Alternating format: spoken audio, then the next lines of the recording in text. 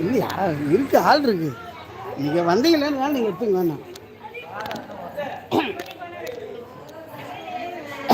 அம்மா அப்படியே கோயிலை சுற்றி வாங்க, கோயிலை சுற்றி வாங்க பாப்போம். வாங்க சொல்லுங்க.